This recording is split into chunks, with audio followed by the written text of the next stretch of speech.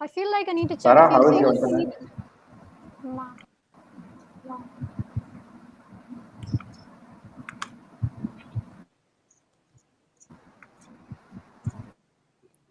Okay, hi everyone. We are going live.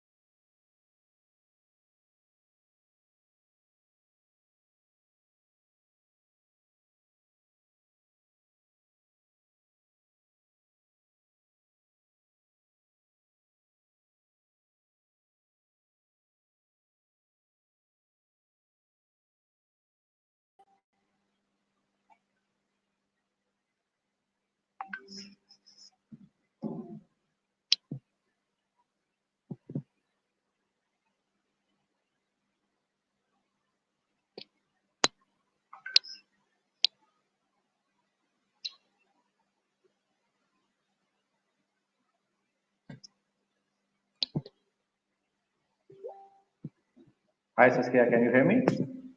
Yes, I can hear you fine. I think we Okay. are live. Yes, So we are live. everybody already watching. We will start in a few minutes, or 7 minutes.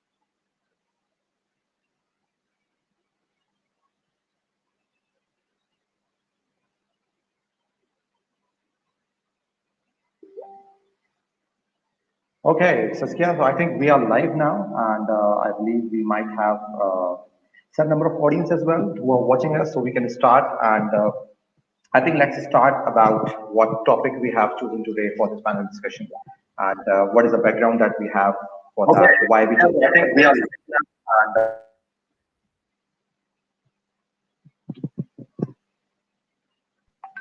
Sorry, I think there was an echo for a second. But yes, let's get right into it. Firstly, hi to everybody watching. I'm Saskia. I'm currently based in Amsterdam, but I grew up in Estonia and debated there a lot. That's why I'm also involved in this event. And today we'll be covering mainly the topic of technological challenges in the transition to an online education system. We're going to be talking about both high school and university education here, and also covering topics of accessibility to online learning environments, and here also tapping into the topic of debating that I think everybody in this community feels quite passionately about. And then lastly, talking about what is there to be done to make sure that everybody feels comfortable with the transition, not only from a technological aspect, from also when we're talking about mental health and well-being in this current time. exactly. So this is Rahil, and I'll be moderating from Pakistan, and we have a very diversified panel. I think this is the first time that we are connecting two different regions, the debaters of two different regions from Pakistan and with the debaters in Estonia. We also have two different moderators for both of the panel discussion. And as Saskia has told you about that, the background of this panel discussion is about the change that we have bring into our normal life, normal communication that we are having, especially in our education sector. So today we have panelists specifically who have the communication and debating background, but they are also students and they are also faculty members in different educational institutes. So I think, Saskia, we can start introducing our panelists now. Yes, should we wait for them to get here or go ahead now? Yeah, I think we have the technical hand from the back who is handling, bringing in our guest online. So if we can have first the panelists from Estonia on stage so that we can introduce them. Yes. I'm going to go ahead and start with introductions. Let's hope they will be joining now. So first, from representing the educator side from Estonia, we have my personal teacher and an amazing lady who got me into debating, Piret Bosak. And she is a teacher and debating coach at Tallinn English College. And she has been dealing with debating since 2011. And regarding educational side, she's also teaching in many different schools and also led different youth initiatives to make sure that more young teachers get involved in the learning environment. Secondly, we have Abhishek Shaluya from the Tallinn University of Technology. He is originally from Delhi, India, and did his bachelor's in journalism and media for working as a copywriter. He discovered Estonia's study abroad destination while writing articles. And now we are very lucky to have him not only in Estonia, but also in the Estonian debating community, also during the online times. And I think that Abhishek is also now fighting against finishing the thesis. So good luck with that. Happy to have you. Thank you. Thank you for having me. And lastly, we have from Estonia representing the high school student, Don Rico Saluver, talented young debater from the Tallinn school, the Tallinn 21st school. And he has not been in debating for that long, but already is passionate about it and is representing us here, not only from the school side, but also about his interest in programming and music composition. And we can see how that affects his views on what university education expectations are for high school students now, and what is it like to be a high school student during online times.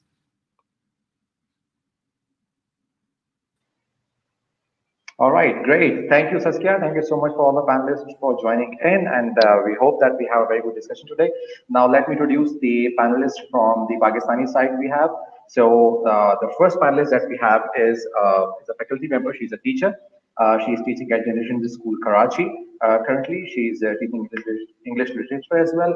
And the reason that we have selected her for this panel is because her vast experience in communications itself. She was a national award winning debater here in Pakistan, debated for almost 10 years during her student life. And now she's teaching communication, English literature, and debates, public speaking as well. We have Mrs. Maria Alim with us from the teacher side. Welcome, Maria, and thank you so much for your time today. Moving on, we have from the university background, we have a university level debater, Hafsa Tahir. Hafsa is currently studying her master's in psychology at University of Karachi, and she's also a very seasoned debater here in Pakistan, being participating in all the formats of different debating competitions here. She's also running her own social media platforms for the mental health awareness and teaching people how mental health is important for their daily life routines. So Hafsa, welcome, and thank you so much for coming on board. Next we have is Sarah Saeed. Sarah is currently a high school student. She is a student at Highbrow College, and Sarah is also having a very vast debating background during her school life and at college as well. She has won. She was in the winning victory stand last year on a national TV debate contest as well. So, Sarah, thank you so much for joining in and welcome aboard. All right, Saskia, over to you. I think we can start first a brief discussion and then questions to your panelists. Yes. So first off, we will be starting with identifying the technical challenges that have been in the transition to online learning. I know from my own personal problems, at least, that it's something that I'm definitely still getting used to, especially with focus and making sure that there is attention to what I'm doing.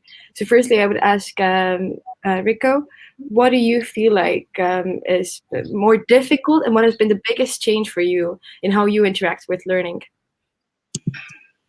Okay, well, I would say that definitely the question of focusing is one of the biggest challenges and one of the biggest changes that has happened.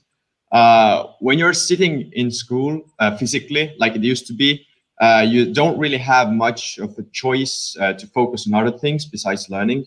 Mostly because we also have rules set in place. You're not allowed to use your mobile phone. You're not allowed to do, for example, talk with your partner who's sitting next to you.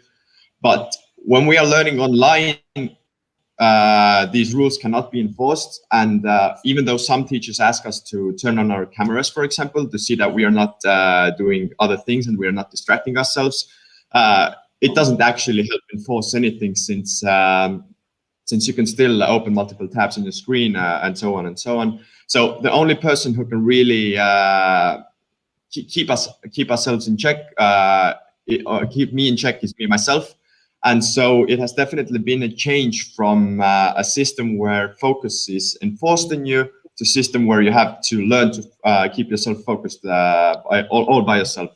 And I'd say that learning how to keep myself focused without external pressure to do so has been definitely one of the biggest challenges, but at the same time, one of the best learning experiences as well. Okay, sounds like even if we have distance apart, we might having similar kind of challenges and problem and solution as well. So moving on to Sarah, similar question that we have just asked one of the panelists in Estonia. What kind of challenges that as a student you have faced when Corona hit and the whole education system has been transferred from the conventional way of teaching to the online education system? Considering the situation in Pakistan, where we have different challenges in terms of accessibility and resources and internet as well. So can you just briefly give us an overview of that? Yeah, I would definitely agree with Rico. He was right about the, accountability part. The only person who can hold me accountable as per my attention in my online class is myself, because the teacher has really no way of knowing if I'm actually, paying attention in class. Apart from that, in particular about Pakistan is that the major issue in Pakistan is the reliability of internet connections. Even before this stream, my internet connection was, kind of acting up, and sometimes it happens during class that the internet connection just stops working and your lecture gets disrupted. So this is something that we as a country need to work on. Secondly, as privileged people, we tend to forget that. Coming from a third world country perspective, I am, alhamdulillah, lucky enough to have access to gadgets and stuff. But people who go to public colleges and public schools, and they before the pandemic, they were having an access to free education, but not everyone can afford a laptop or a smartphone, right? So people in the underprivileged areas, the underprivileged people who cannot afford a laptop or a smartphone, essentially, they have been cut off from the system of education. There were already so many people, so many students out of students have been affected by this switch to online education. Yes. All right. Thank you. Yeah.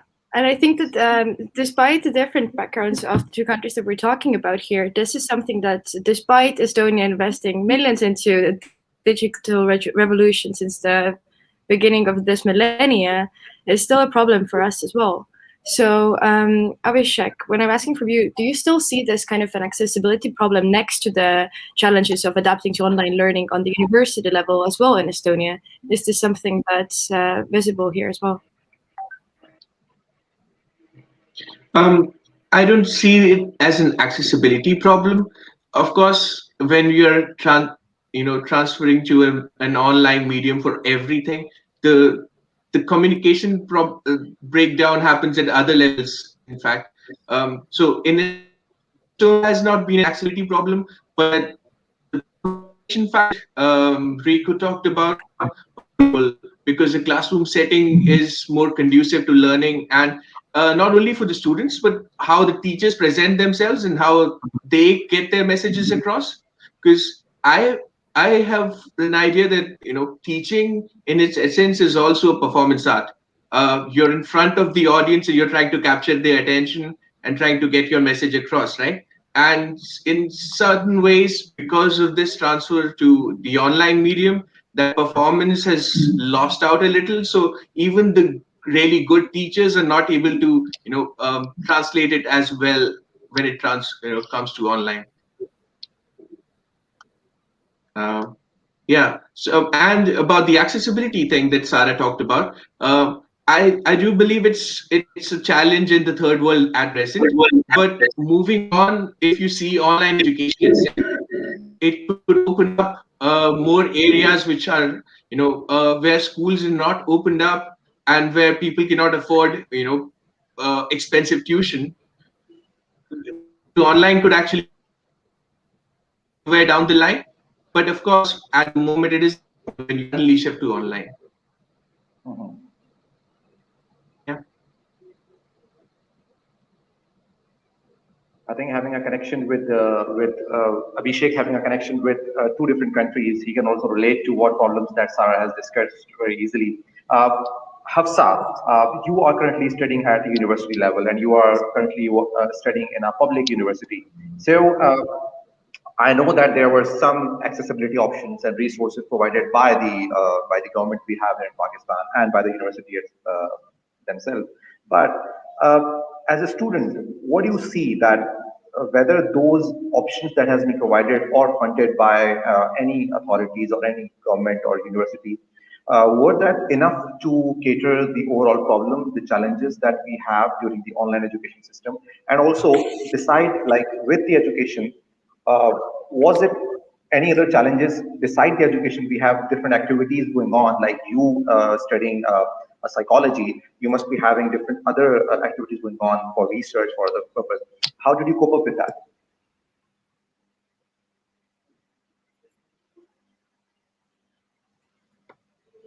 Hafsa, if you are here.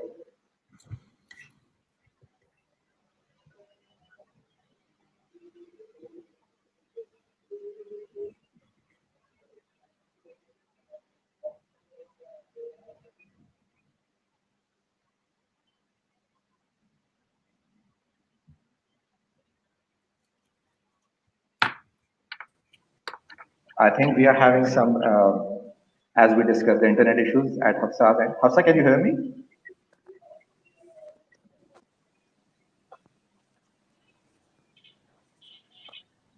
Hi, I can Hafsa, hear did you you. get Can my you hear question? me? Okay, yeah, I can hear you. Can you get my question? No, I didn't. I couldn't get your question. Could you repeat it? Yeah, the question was it that as you were studying in a state university, University of Karachi, so I know that they have provided different accessibility option resources funded by the government or by the university to their students.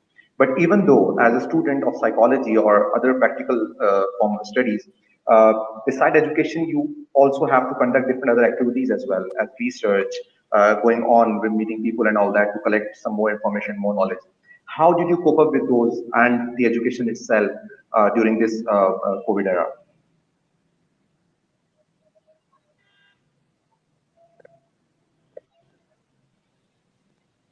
Yeah. So initially, it was pretty difficult to cope up with something like this because it was a surprise, right? But again, as psychology students, we were expected to deal with it the best because I think the biggest problem that we faced as students, as Pakistani students, was related to the generational gap that we have with the teachers, right? So the see, so we that are especially aged, they do not, and so when we discussed our problems with them, the teachers were not as supportive as we were expecting them to be. Secondly, being psychology student, we were that because we are mental health advocates and because we are supposed to be the symbol of well-being and of a healthy mind, we were supposed to be the one who was We are having some connection issues at Hafsa's end. So, Saskia, over to you for the next panelist. Yes. Well, I think I got most of what Hafsa was saying as well about the Yeah. challenges that come with the generational gap and in digital literacy. And I think that reflecting on that, Estonia has been doing pretty good with developing those programs. But I think that as Abhishek also points out, there's still like this sort of a problem in the transition to the tech world and with teachers' engagement with it. So, Berit, I would like to ask from you, like, what is what teachers can do during this pandemic, and like, are you being blamed too much right now for struggling to keep students focused right now? Who does the burden lie on here? Yeah, I would say that Abhishek is right in that it is difficult for even good teachers to keep the attention of students online. I mean, this is something that I've also struggled with sometimes, just kind of converting what I do day to day onto an online format. And it's not just about understanding technology and being able to present it online, and using the different technological programs and other such things that are given to us. I mean, our school, at least we have an IT person who is always available to us, support person who introduces new programs to us. But this is not something that we struggle most. I think the biggest struggle really is to how to put education online in a way that it becomes engaging again and it is understandable, accessible to everybody. We have startups because Estonia is famous for its startup culture. So we have education startups, quite a few of them, that are trying to transfer education online as well. I personally see that the biggest benefit from this crisis is to learn somehow to have a hybrid education. Some of it is online, and I still see the value of some contact classes as well. But I'm part of one of these organizations trying to figure out a way to put education online. And yes, it's a learning curve. It's a very steep learning curve we have. So just to follow up on that, based on also what Hafsa just said before about the mental health risk that might come up, how much do you see that as a teacher in the classroom, and how much attention are you in your work with those startups putting emphasis on understanding what are the impacts of online learning on students in that sense as well? I don't think that they have been connected so well so far, because as I see how this educational program, how it is being transformed online into online education, that doesn't really have any connection to the mental health issues as such. As a teacher, of course, I see that there are problems with mental health. I also teach American literature, and we create poems in class sometimes, and the themes that come out of those poems this year have been much more negative, much darker than in previous years. And so of course I see that even if the students aren't expressing themselves directly about the concerns they have about the education, the thoughts that they have aren't as bright as they used to be. All right.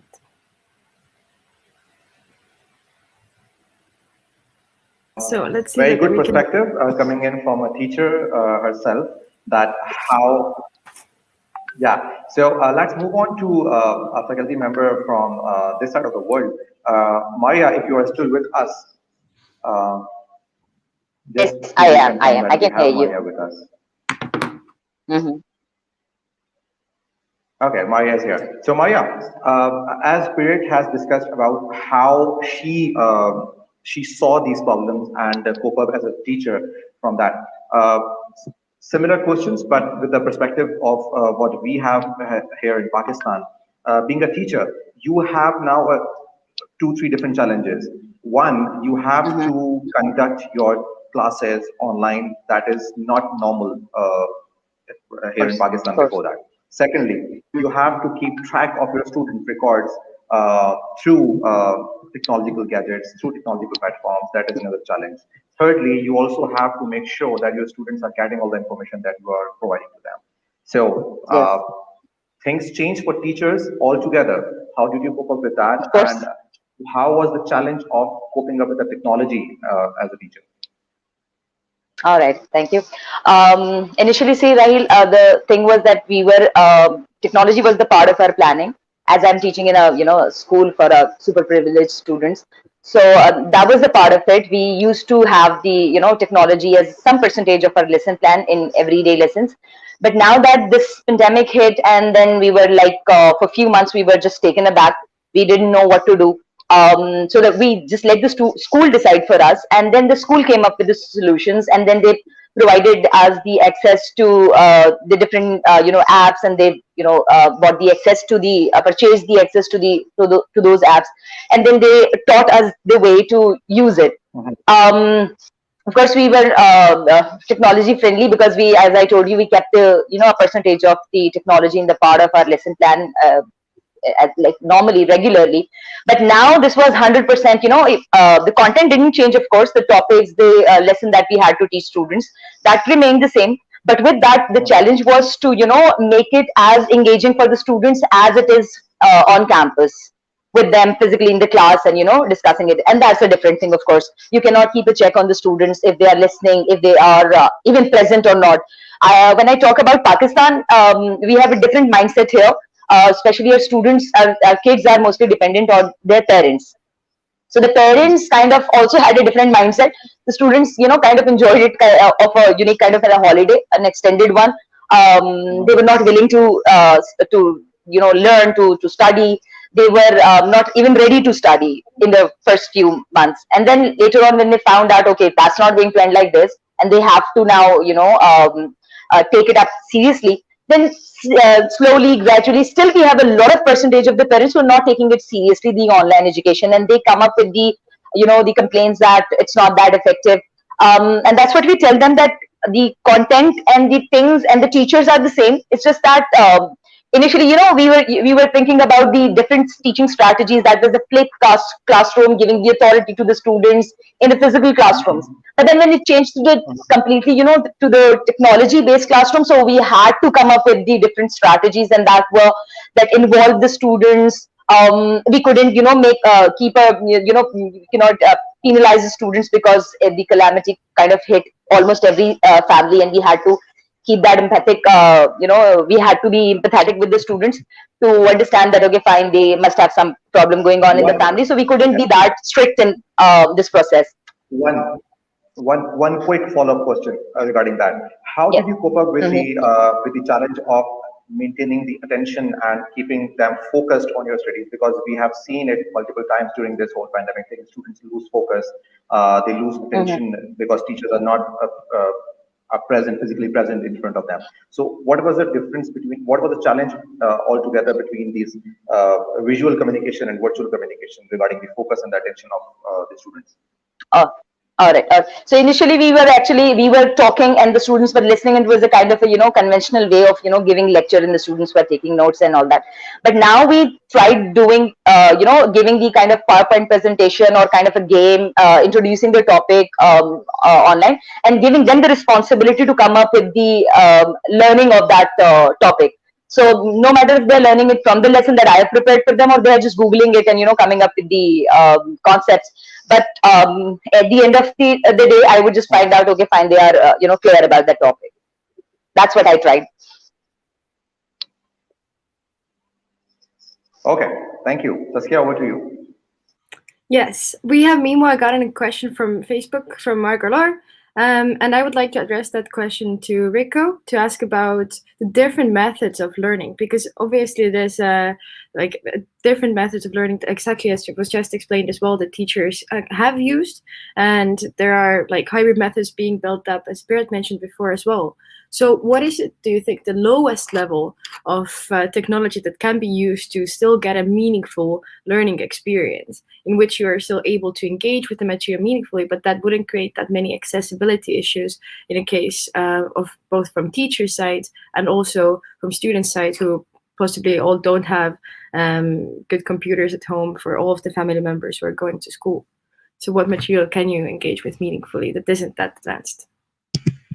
Okay, well, I don't know if there are any particular devices that could be used in the ways necessary other than a computer or a mobile phone, but it is definitely the case that your phone or your computer does not have to be as good as perhaps some people think, because even though it is nice to have everyone on video and have a nice internet connection with all the students having their cameras switched on and emulating a real classroom, I think that is not a necessity. And if our goal is to give the best education possible to to as many people as possible, I think that should not be a necessity. And I think that even not to say the worst, but the most easily accessible, perhaps mobile phones and computers can still be used to communicate through text.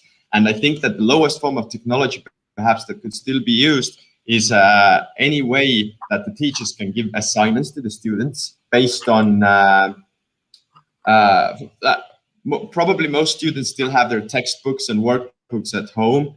I know we all the students in Estonia do have our textbooks and workbooks at home. So any way that the teachers can give assignments to the students that the students can then complete even on their own, and then maybe give some feedback.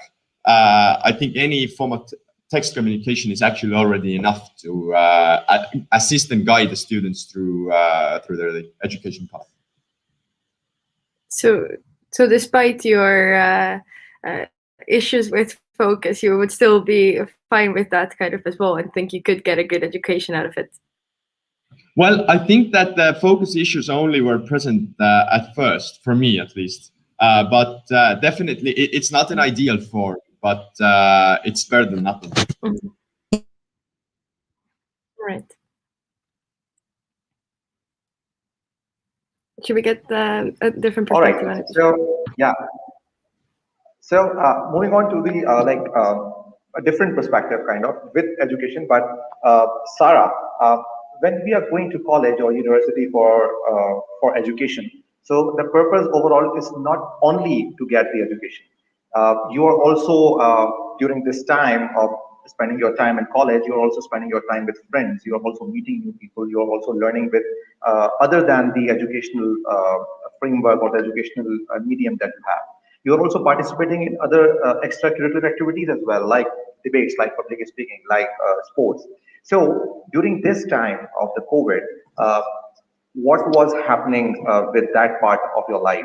Was you completely disconnected with your friends and not participating in other activities other than the education of online classes and other than that? Or are you doing it somehow by some other means or some other ways? How did you cope up with that? Okay, so in this regard, it was pretty difficult in the beginning because debates, online debates, etc., didn't start in the first few months of COVID. As a person who's very active, usually under normal circumstances in extracurriculars, it was very hard for me just to adapt to a life which did not have any extracurricular activities or sports or debates and everything. But eventually, we shifted all of that online too, and I've been pretty contented with online debates and stuff. But still, they do not have the they do not have the standard of a physical debate, and you can't really compensate sports in any other form. But still, we are seeing that we are also shifting to a hybrid mode of education. So sometimes I can go to college, for example, like 2 3 times a week, so I can indulge in those activities. Let's just hope the situation doesn't get any worse with the pandemic, and we continue this hybrid, and eventually we can transition to a normal school life. Saskia, I wish to have this conversation take to your panel as well. That we have discussed this about that how Estonian government have spent and funded the activities in Estonia for technological shift way before the pandemic hits the world. So, was that actually useful, or like they did fund it to make a technology shift, but were people used to of getting education and getting participating in different activities uh, other than the human touch? So Saskia, what like it's up to you to whom in your panelists you can forward this question to, but I really wish to know from your panelists as well. Yes. I think that it's a very interesting topic to discuss, and I think that Berit would have good opinions on it, as I think that you're most involved in it currently. So I think that there is an immense benefit that we get from being used to digital solutions and having being created PowerPoints from the primary school onwards. So how would you say, Berit, that it has affected the Estonian government approach on pushing this kind of digital steps forward, and how we have been dealing with the pandemic in the educational sector?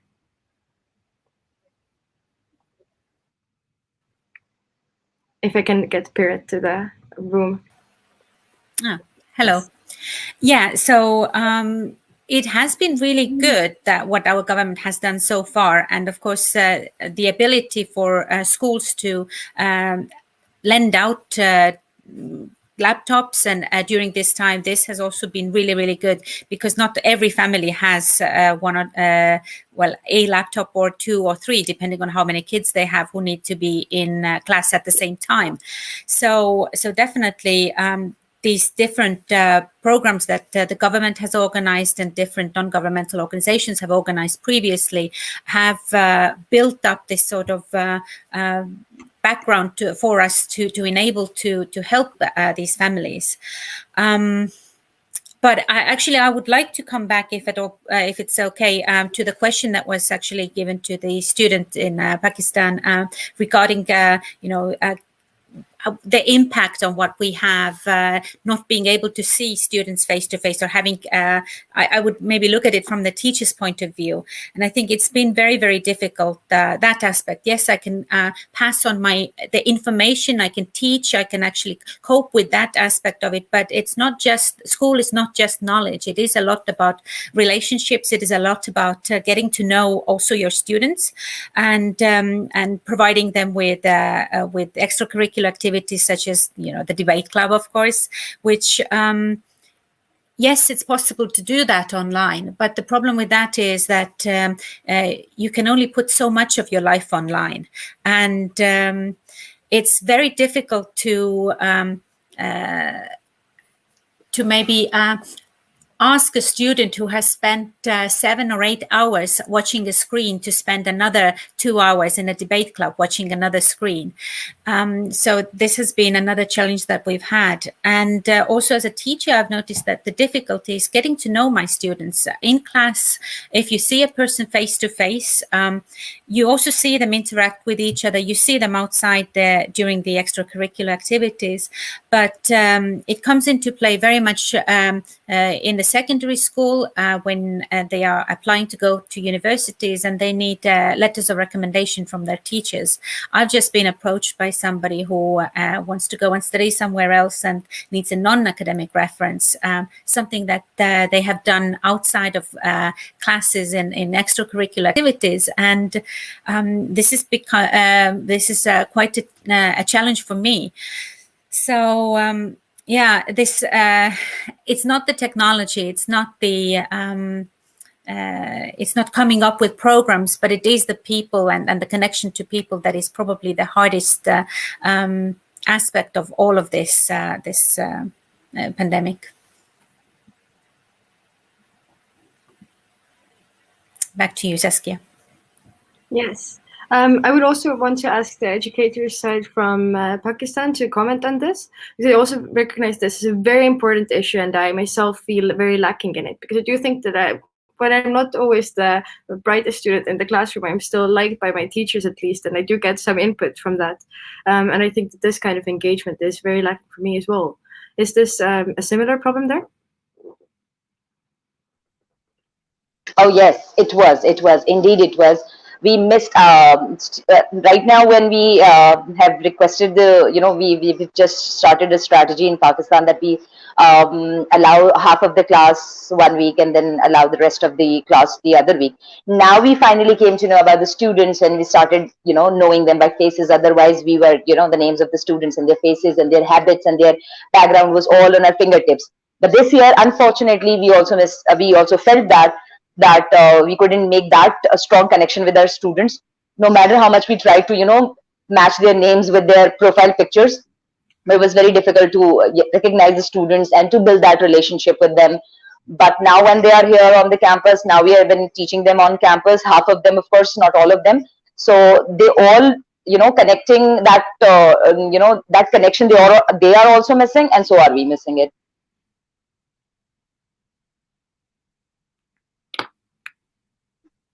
Yes.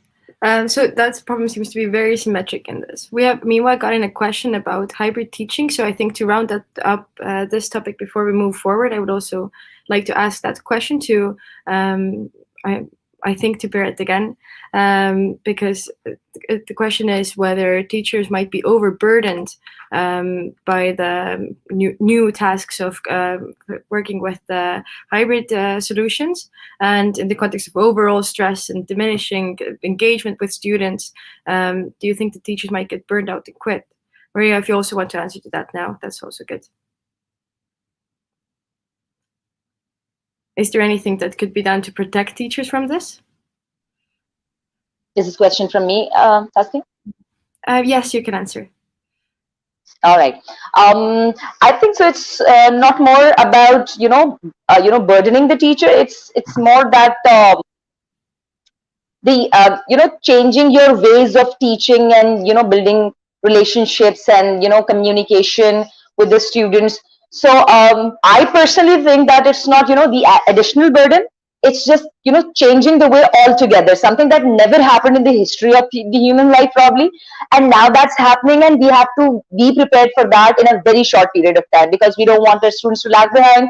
We really don't want us to fail as a nation, in the field of education. Definitely that's the most important thing for the students, for the new generation, for every generation actually. So it's actually this problem with the teachers probably, that we have to change our ways of teaching, in a very short period of time, and altogether completely changing the ways of teaching. Well, here I quite agree with everything you said. That this is it is quite difficult, but we are coping with it as best as we can. But of course, there is some danger of temporary burnout, maybe because we have to cope with these new means of dealing with and communicating and teaching. So we have to learn a lot, which in a short term is okay if the pressure is higher, and but it's not sustainable. It's not a good long-term solution. Fortunately, our Minister of Education has just about an hour ago come up with a solution, a temporary stopgap solution as well, to help teachers in this by announcing that the government will pay for help, like substitute teachers, also university students, to go out and help actually schools and to protect teachers from burnout, or teachers who are sick and their classes don't have anybody to cover those, that actually university students can go and help out as a temporary measure. So I think that's pretty good. But of course, we do have to learn, especially in this. I don't think that this hybrid situation is going to go away. We have been asked by our school, for example, if we would consider hybrid learning from the autumn onwards, even without any specific need for it. And we do see some benefits of it. And like Rico mentioned, the students' own self-motivation and learning to study by themselves. And depending on the age group of the student, this could be quite beneficial. So we're looking at developing these programs that would actually be good both for the teachers and for the students, and reduce both of our workloads, but also keep our motivation up. But in the meantime, in the short term, all of this is taking a lot of energy. Well, thank you, Pirit, of all this beautiful insight, and somehow similar insights we have from Maria and from Pirit as well. From the Pirit last response, I get this very interesting question I have in mind from Hafsa and Abhishek both. When Pirit talk about that having it's tough to have a student online for 7 to 8 hours. Hafsa and Abhishek both, maybe Hafsa first. When you are online, you have all the access to other mediums as well, other than your online class. When you are in a classroom, you have to focus on your teacher only. So how, as a student, you cope up to maintain your focus on your online class, having those lectures, not to move and switch to Facebook or Twitter or Instagram or YouTube, something else, or maybe when you start Googling something, you landed on some other page and you just deviate from there. How was that challenge, and how did you cope up with that, Hafsa? First of all, should I go first, Abhishek? Do you mind?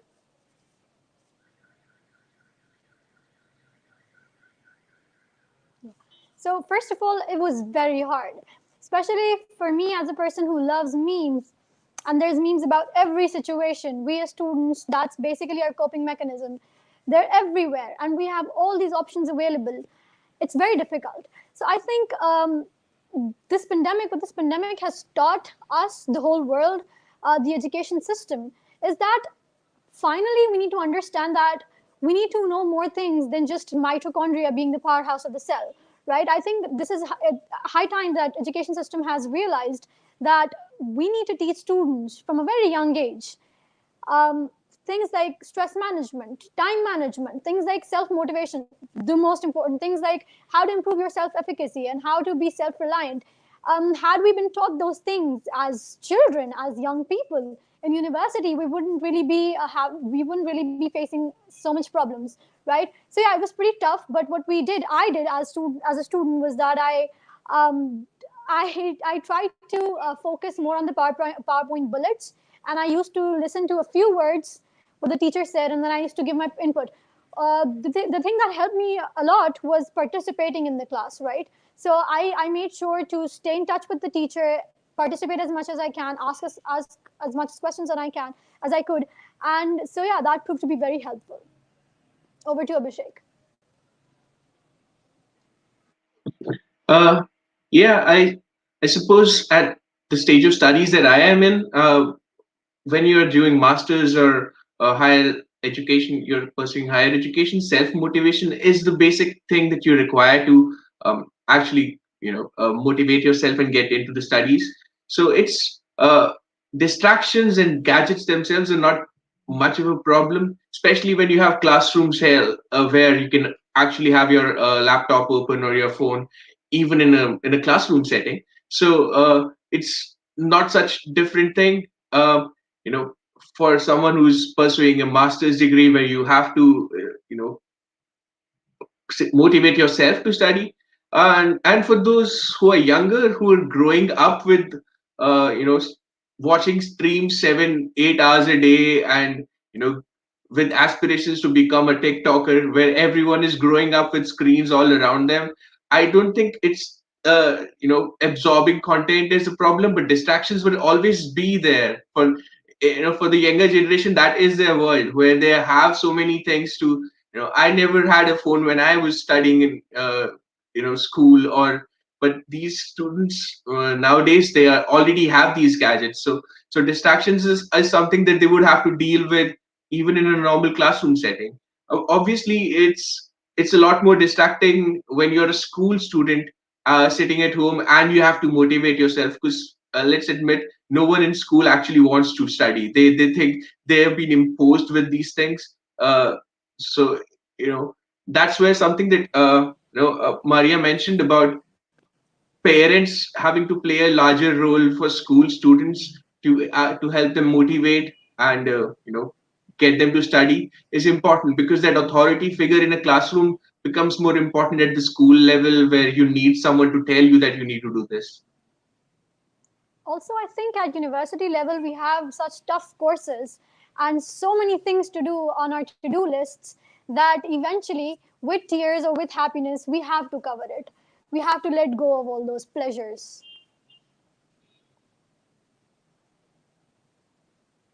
Okay, Over to you, thank you so Raheel. much. I think, yeah, thank you so much. Somehow a different perspective, but I think both perspective are very valid, because as Abhishek has related to somebody who is motivated enough to get their education on master's level, and also there are students who are being able to having a challenge to move away from the deviation or divergent from the gadgets and social media. So Saskia, over to you.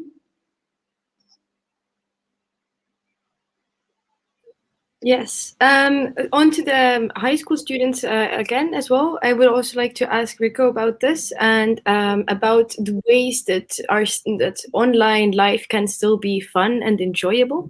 Because I think that in debating as well, the Estonian Debating Society has still been lucky enough to organize quite a few real life tournaments or events this year. But I think the major ones were still happening online. So do you think that this is still something that's keeping the interest up next to school and keeping that balance kind of there? Yes, actually, the two competitions that I have taken part of were both online, and I have actually never been able to take part of an physical debate competition due to the circumstances, and because I haven't been doing this as a hobby for that long. But definitely, online life can still be social. I myself, for example, have gotten much more used to texting and using that as a form of communication, and actually having conversations through text instead of just arranging meetings or using it minimally. And online life can definitely still be fun, especially if you do things like play video games with your friends, and debating as well. We, for example, when we were preparing for the online competitions with my team, we thought it to be smarter to not meet up either. So we did it all online. We had calls, and having instead of meeting up at the cafeteria every evening, we had a Zoom call every evening with our team. And it is definitely a form of social life, but I would say that it is not the same. And having that physical interpersonal connection is still different and better, and something that I think me and my peers are all yearning for, I would say.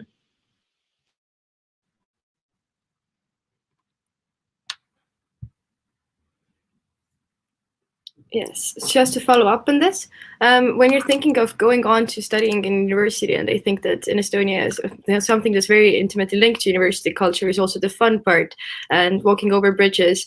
It sounds way less cool than it is, but over the arches of the bridges and all that kind of stuff that is very fun to do. That's been kind of taken away now as well. And next to what you are losing in educational quality because of whatever study issues, do you think that you have different expectations now for what university situations would be when you're looking abroad, or do you think that in some ways university should compensate this kind of losing a fun element?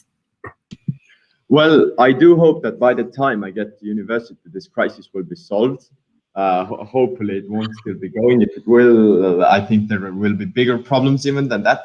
But I don't know if it's the university's job to compensate for the loss of fun, since they expecting to have fun in a university is not what they sell to you. They are giving you an education, and the fun is something that you can arrange for yourself, and that's everyone's own problem. As far as being stripped of an opportunity to have fun goes, I think that for me personally, I am actually having more fun like this in this setting than I did in the physical school setting, simply because I am someone who mainly enjoys spending time on my own personal interests and hobbies, and I can still meet up with one or two people that I like to meet up with. I do not have some huge social circle that I now cannot meet up with. So for me personally, what this online education has given me is more time to focus on the things that really interest me, because as opposed to a university education, when being in high school in the Estonian school system, I still have to study many things that I am not interested in, and that I do not feel that will really help me forward in life. So thanks to the fact that I now do not have to sit in these classes actually for the whole 45 minutes, but can I can choose to ignore some exercises that are not really productive for me, and can spend that time learning things that really interest me. This has actually made me more happier and motivated overall. So in some ways, this shift to online learning has had an opposite effect on me than for many of my peers and for many people. I'm very happy to hear that. Rahel, would you like to take that question to your panel as well? Yeah, sure. I think Sarah will be the most relevant person for that. How debating changed during this whole pandemic?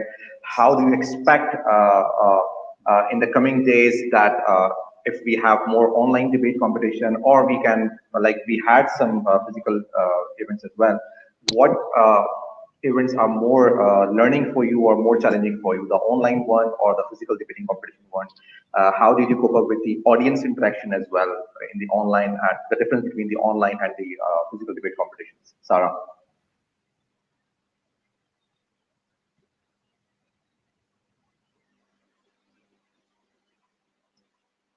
Do we have Sarah with us? Hello, am I Oh, yeah, audible? she's there. Yeah, you are. Yeah, I was saying it's more of an opinion, but I personally enjoy the thrill of being on a stage and having an audience right in front of me so I can make eye contact, right? So even though online debates are a good replacement, I mean, it's better than nothing, but it doesn't give you the thrill of being on a stage. So, and even talking about a social life, as Rico said, uh, it's you can do a lot of things online with your friends. There are things like Netflix party, you can watch movies with your friends, you can watch games with your friends, but the physical contact, you can't hug your friends, you can't express physical affection, and that is something that we all need in times such as these. We are all so mentally, drained out. We need to express physical affection, and that's not really possible. So even though we are doing all that is possible, it's not in any way comparable to the normal circumstances. Just a follow-up question, and with a brief background that we had last year, like last year, pandemic hits this region of the world, Pakistan, in March, when we have already planned our World Speech Day event, 15th March of last year, but we have to cancel it in the last moment. And in 3-4 days period of time, we planned a totally different activity altogether, 4 hours live marathon on StreamYard and Facebook and YouTube. And during that 4 hour event, we have 15,000 plus viewers from Pakistan and all over the world as well. So it was experiment, but it was successful. So do you think that even if hopefully very soon pandemic gets over, this new way of practicing debates and other activities will get becomes normal in our life, or as you said, we will still miss that human contact, that physical contact, that thrill of being stage, and we will go back there where we have been there conventionally 2 years back. Yeah, I think we will incorporate some of the online mediums in our normal lives too, because as right now we are talking to people from Estonia. That is one of the advantages of Yeah. online debating and stuff. You can't really do that physically, otherwise we'd have to travel a long distance. So this is something that online debates have enabled us to do. I really think that when we go back to normal circumstances, these online things that we have adapted to, they are really going to help us in the long term. Okay, hopefully, because just a piece of information, I get to know that might be we are having some international debate events as well going online, and most of the students and participants who are they are not able to participate in these international competitions just because they can't bear the cost of traveling to those part of the world. Now they can do that. Saskia.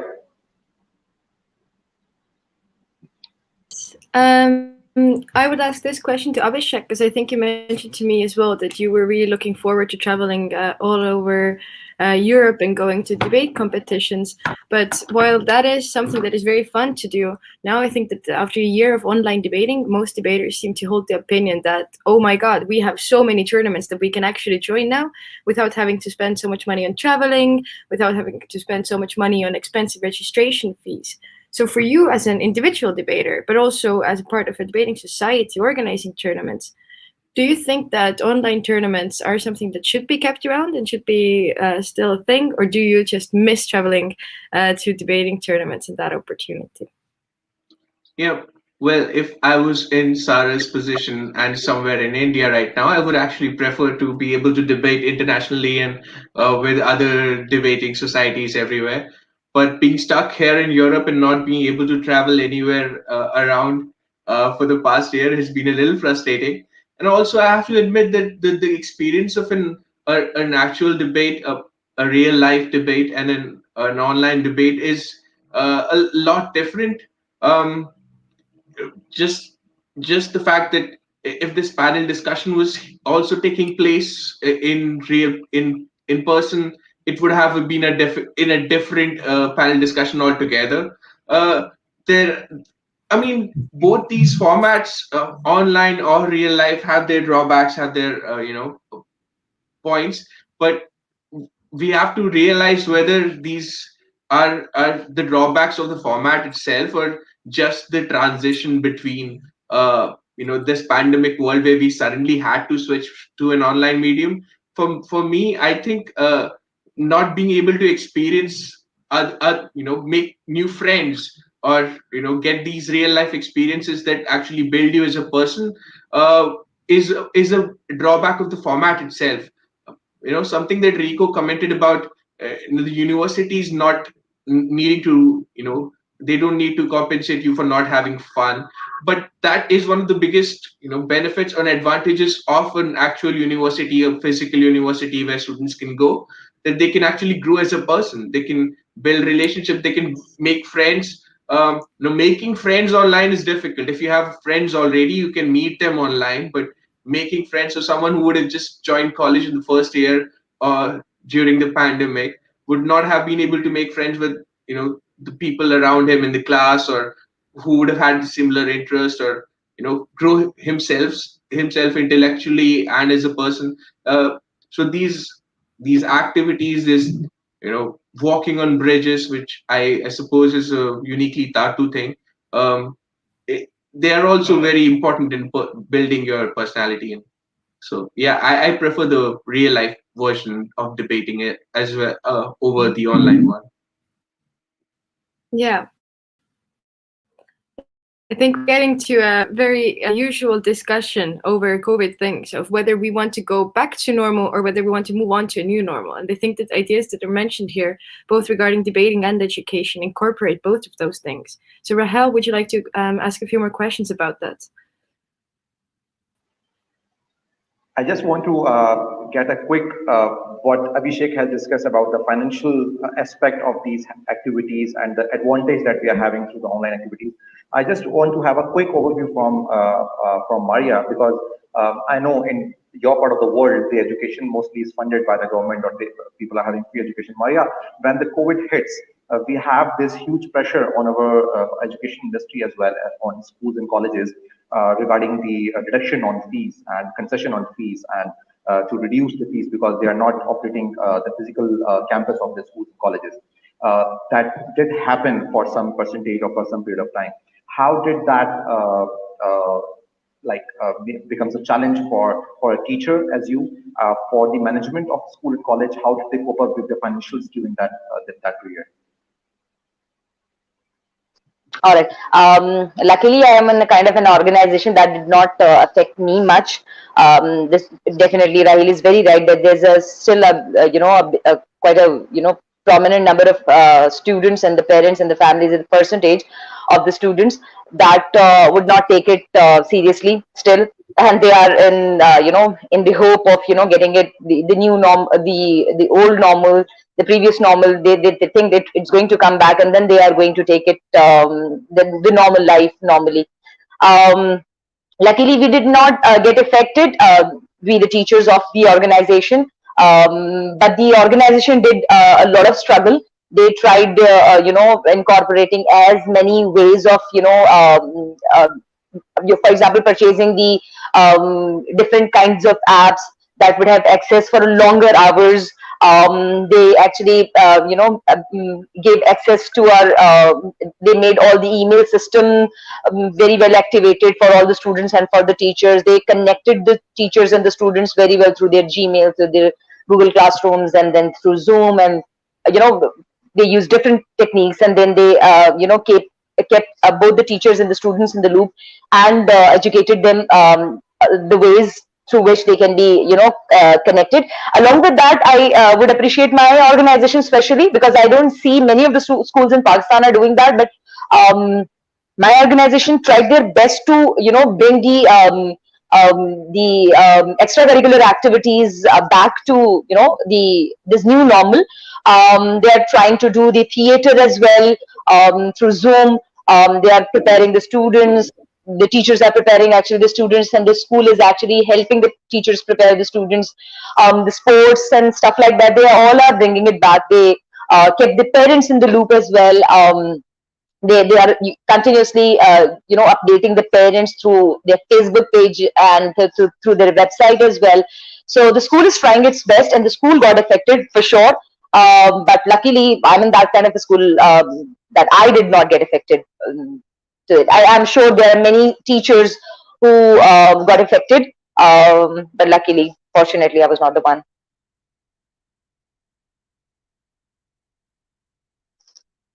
Okay, thank you so much for that particular insight. 1 hour just being passed through, we didn't realize that we are talking for 1 hour now, and it's almost we are almost out of time for this panel discussion. So, moving on to the closing of this discussion, I would like the liberty to move to my Estonian, the whole panel one by one, and ask them to regarding the World Speech Day. This activity, you becomes the part of this activity if the first time, or if you have been the part of these activities before. How do you feel about World Speech Day? What can be done better? How can we promote speeches and public speaking through on 15th March through these activities? Just a small piece of information before going to the panelists. For last 4 years, we are trying our best in Pakistan to get 15th March recognized as on national level as a World Speech Day, recognized by our highest house, our National Assembly, or maybe some other parliament. But fortunately, this year we have this confirmation from the provincial assembly. They have moved a white paper in Senate Assembly, and they are going to recognize 15th March as World Speech Day in this province only. We'll be sharing this information with the confirmation very soon. So moving on to my Estonian panel first. Rico, starting with you from you. How do you feel about World Speech Day activity? What can be done better? How can we make it a better activity? Very briefly. Well, very briefly, I don't actually have much to say about this. I haven't thought about this topic a lot, but it seems that what we did right here, it worked. I think, honestly, I don't know what could be improved. I'm not that, I'm not that familiar with this topic, but I think this is working fine for now. And perhaps in the future, there could be some kind of combination of online and physical speech panels, hopefully, when we are able to do it. Hybrid model, you mean? Okay. Sounds good. Abhishek, please. Yeah, I mean, till about 5 days back, I had no idea that today was World Speech Day. So this activity is already helping in raising awareness, at least in me. Yeah, and it was fun to participate and talk to different people about this subject and get their perspectives on it. And activities like this will, encourage people to exchange their views and speak out in public. And so, yeah, thank you for inviting me for this, and it was great interacting it. And thank you. Thank you so much for joining in. Firoy. I think this is a really good way to promote people to get more acquainted with speeches in general, but also our debate society has done this for a couple of years now, that this is part of a whole week of that we notice good argumentation around us, and it's part of a week of paying attention specifically of good arguments and also bad arguments made by politicians in our schools and so on. And we have pushed for schools to especially to notice these things and to try to pick out the really good arguments and also to learn from the really bad ones. And I think this is a really good way to promote it, to have international interaction. And I think this online version of interacting is the only way at the moment. So I think this should keep continuing, because traveling is expensive, and this is I think part of this affordability that this offers us, and communicating online this is here to stay. And I think let's make the most of it. This is here to stay. Hopefully, we can move to the hybrid model and go back to normal very soon. Saskia, although you are a moderator, but still, I also want to know your thoughts regarding World Speech Day activities this year.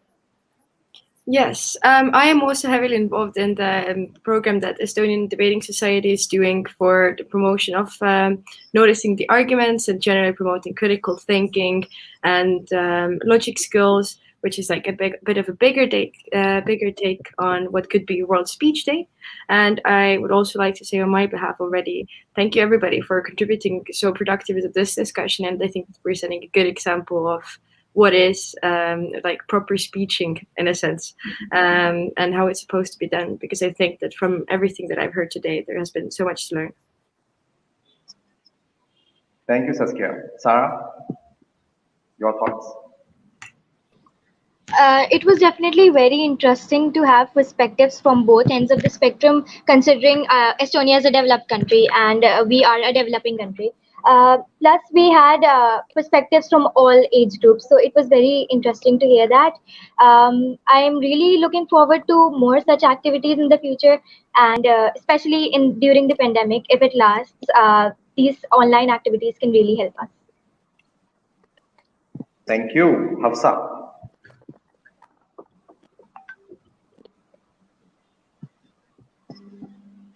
Thank you so much, Sarah. Hafsa, your thoughts, please, on World Speech Day activities. I totally have to agree with what Sarah said. I think this pandemic brought out the best in us. Am I audible? Yes, you are audible. Yeah. So this pandemic brought the best in us in many ways. For example, we in our debating society, we would have never thought. I leading the English debating circuit, and I had so many plans, and those were just, there was a slap nature slapped in our face. But what happened was that we realized other things that we could have done. All this time, we started transgender rights, women rights. We started dialogue, peace dialogues with India, with other countries, and that was something. These activities, again, as Sarah said, talking to people from all over the world, is something that we would not have realized if the pandemic had not happened, right? So I really hope that we keep conducting these activities and we keep talking to people from all over the world. And I really hope that we can prove Sheikh wrong, where he said that it's difficult making friends online. I hope we can make very good friends after this. Okay, sounds great. All right, Maya. I thoroughly enjoyed it, and I seriously wish and hope that not only this kind of panel discussion or the program should not be done only on the World Speech Day, but quite regularly as well. Through this same platform, we can do it so that we can meet new people, we can learn things, we can pass on our knowledge as well, and we can be on the receiving end as well. So enjoyed a lot. Thank you so much. Thank you, Maria. So from my end, I thank all the panelists from Pakistan and from Estonia as well. It was a thorough honor and privilege to host you all and moderate this panel discussion. Lots of information new for me as well. Sitting this in this part of the world, we may have different assumptions from Europe, from Estonia, from other countries. But when we discuss, we see that even though we are distance apart, we are miles apart, we have some similar problems, we have some similar challenges that we are coping up, especially during this pandemic. So thank you so much, everyone, for taking out your time and joining this panel discussion. Saskia. Thank you so much from my side as well. I had a great discussion, first of all, preparing for this with Rahel and discussing all of these topics and then hearing all of your thoughts on it. I'm very grateful that I could share this opportunity. And yeah, happy World Speech Day to everyone. Happy World Speech Day to everyone. Thank you. Take care. Signing off.